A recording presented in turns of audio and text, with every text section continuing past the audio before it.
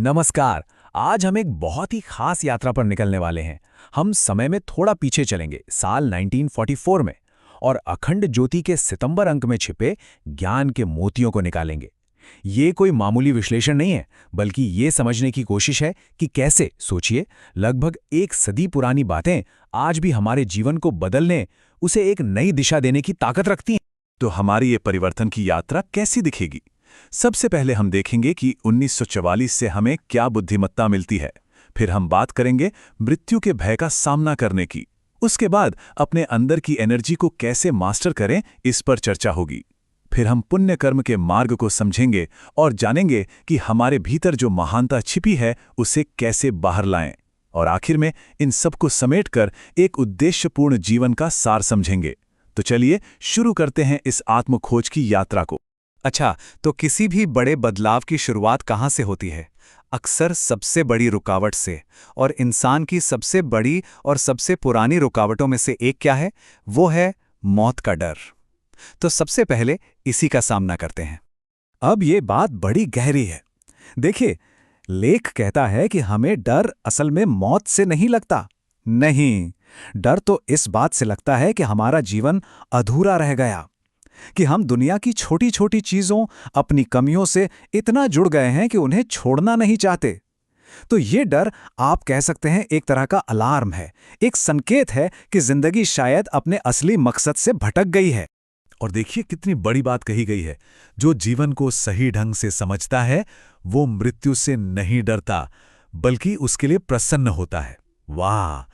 मतलब यहां सबसे जरूरी बात यह है कि जैसे ही हमारा जीवन सेवा से, अपने आध्यात्मिक कर्तव्यों से जुड़ता है, वो जो मौत का डर था ना, वो अपने आप ही खत्म होने लगता है, वो गायब हो जाता है।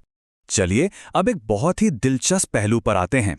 हमारी जो अंदर की इच्छाएं होती हैं, हमारी जो ड्राइव्स हैं, अक्सर हमें लगता है कि इन्हें दबाना चाहिए, कंट्रोल करना चाहिए। पर यह लेख कुछ और ही कहता है। ये कहता है कि इन्हें दबाओ मत, बल्कि इनकी दिशा बदल दो, इन्हें एक पावरफुल एनर्जी में ट्रांसफॉर्म कर दो। यहां पर देखिए, दो रास्ते साफ दिखाए गए हैं। एक तरफ है अनियंत्रित इच्छा, जो मन को भटकाती है, कमजोर बनाती है और आखिर में इंसान को नीचे गिरा देती है। और दूसरी तरफ है उसी इच्छा को सही दिशा देना, उसे इच्छा शक्ति यानी विल पावर में बदल देना। और जब ऐसा होता है ना, तो वही एनर्जी रचनात्मकता बन जाती है, ताकत बन जाती है और हमारी आध्यात्मिक तरक्की का कारण बनती है। सोचिए, एक ही एनर्जी पर परिणाम कितने अलग। और ये सिर्फ किताबी बातें नहीं हैं, इतिहास गवाह है। सूरदास जी और तुलसीदास जी जैसे महान व्यक्तियों को देखिए। उनकी शुरुआती जिंदगी में तीव्र सांसारिक इच्छाएं थीं, लेकिन उन्होंने क्या किया? उन्होंने उसी ऊर्जा को, उसी पैशन को भक्ति और रचनात्मकता की ओर मोड़ दिया। और नतीजा हम सबके सामने है। मतलब ये एक आजमाया हुआ रास्ता है। तो ठीक है, हमने अपनी अंदर की एनर्जी को तो समझ लिया, पर सवाल ये है कि ये जो आंतरिक महारत है, ये हमारे बाहरी कर्मों में, हमारे एक्शंस में कैसे झलकती है? इसके लिए हमें दो बहुत जरूरी सिद्धांतों को समझना होगा। पहला है अहिंसा। पर रुकिए, यहां अहिंसा का मतलब सिर्फ किसी को चोट ना पहुंचाना नहीं है। नहीं, यहां इसका मतलब कहीं ज्यादा गहरा है। सच्ची अहिंसा का मतलब है अन्याय के खिलाफ आवाज उठाना, जो सही है उसकी रक्षा करना। और अगर इसके लिए बल का प्रयोग भी करना पड़े तो वो भी धर्म है। तो ये निष्क्रियता नहीं है, ये एक सक्रिय नैतिक कर्तव्य है, न्याय को बनाए रखने की एक जिम्मेदारी है। और दूसरा सिद्धांत है सहयोग का। ये भी बहुत कमाल का है। सोचिए, समाज को एक शरीर की तरह देखने के लिए कहा गया है। मतलब जैसे शरीर का हर अंग जरूरी है, वैसे ही समाज का हर व्यक्ति। हमारी अपनी सफलता दूसरों की भलाई से जुड़ी है। तो बिना किसी स्वार्थ के सेवा करना, अपने हुनर और साधनों को सबकी भलाई के लिए इस्तेमाल करना और हमेशा पैसे से ऊपर धर्म यानी अपने कर्तव्य को रखना, ये सिर्फ दान पुण्य नहीं है, ये एक स्वस्थ समाज की बुनियाद।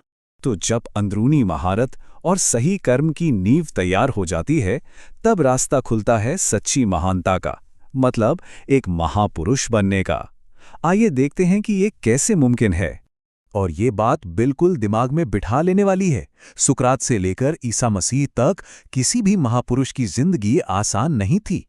उन्हें महानता थाली में परोसकर नहीं मिली, उन्होंने उसे कमाया। कैसे? सत्य के रास्ते पर चलकर, मुश्किलों के बावजूद, बिना डिगरे, अटूट दृढ़ संकल्प के साथ। महानता कमाई जाती है, विरासत में नहीं मिलती। तो फिर महापुरुष होता कौन है? देखिए, सीधी सी बात है, महापुरुष वो इंसान है जो अपने सिद्धांतों पर जीता है, जो चुनौतियों से भागता नहीं बल्कि उनका स्वागत करता है। वो अपने व्यक्तिगत आराम से ऊपर उठकर अपनी जिंदगी को एक बड़े मकसद के लिए लगा देता है।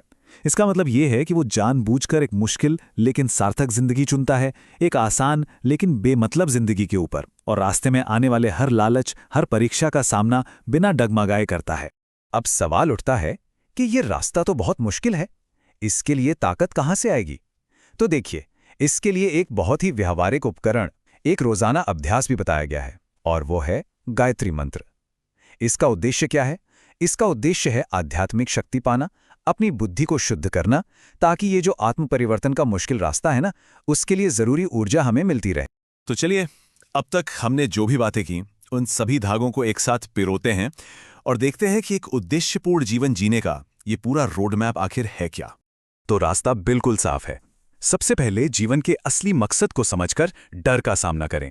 फिर अपनी विनाशकारी इच्छाओं को, अपनी एनर्जी को एक रचनात्मक इच्छा शक्ति में बदलें।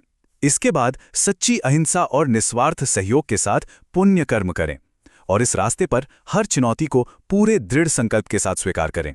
और हां, इस सफर में ताकत के लिए गायत्री मंत्र जैसे साधनों का इस्तेमाल करें। देखिए, ये एक पूरी प्रगति है, अपनी अंदर की कमियों को जीतने से लेकर सबकी भलाई के लिए काम करने तक, और आखिर में अपनी उच्चतम क्षमता तक पहुंचने तक। तो देखिए, साल 1944 में लिखा गया ये ज्ञान आज भी कितना प्रासंगिक है, कितना शक्तिशाली मार्गदर्शक है हमारे लिए। और ये हमें एक बहुत ही जरूरी सवाल के साथ छोड़ जाता है, एक ऐसा सवाल जिस पर हम सबको सोचना चाहिए। अपने उद्देश्य के रास्ते पर आज, अभी वो कौन सा एक छोटा सा कदम है जो उठाया जा सकता है?